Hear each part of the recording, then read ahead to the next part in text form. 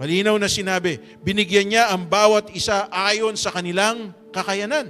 So, wag natin i-compare ang ating sarili. Hindi ko pwedeng i-compare ang sarili ko kay Pastor Ding. Hindi ko pwedeng i-compare ang sarili ko kay Kuya Arthur. Hindi ko pwedeng i-compare ang sarili ko sa ibang mga tao na mas matatagumpay sa buhay. Kasi kahit kailan, hindi po nagkamali ang Diyos. Naintindihan po ba natin? Kung ano yung meron sila, ipinagkatiwala ng Diyos yun sa kanila, sapagkat alam ng Diyos, mapagkakatiwalaan sila. Kung ano yung meron tayo, ito yung pinagkatiwala ng Diyos sa atin, sapagkat alam ng Diyos, mapagkakatiwalaan tayo. Ang tanong, paano natin ito mapauunlad? Paano natin ito mapagyayaman? Doon natin kailangan ang wisdom na nagmumula sa Diyos. Kasi kung tayo ipinanganak na mahirap, hindi po natin kasalanan yon. Let us not compare ourselves to other people. But I want you to understand this. God's design for every one of us is to prosper the works of our hands. Tingnan nga po natin, 2 palad po natin. Yan. Ano bang meron yan? Wala sa ngayon. Pero kung mamamatay kayo nang wala pa rin laman yung 2 palad, kasalanan nyo na po yun. Huwag naman kayong mag-uumit sa ibang tao. Huwag kayong kukuha sa ibang tao.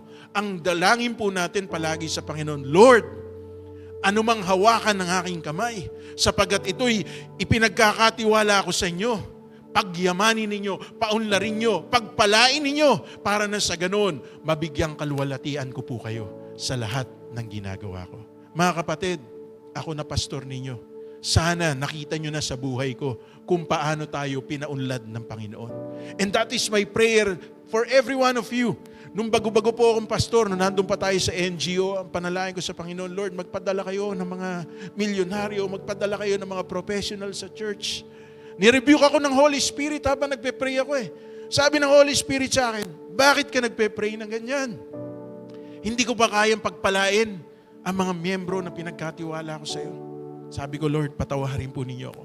Kaya nanalangin na ako, Lord, pagyamanin niyo po ang lahat ng mga pinagkatiwala niyo sa akin. Gawin niyo po silang matatagumpay na professional. I-promote niyo po sila sa kanilang mga trabaho. Paunlarin niyo mga negosyong pinagkatiwala niyo sa kanila. At pag pinaunlad niyo po sila, huwag nila kayong makalimutan.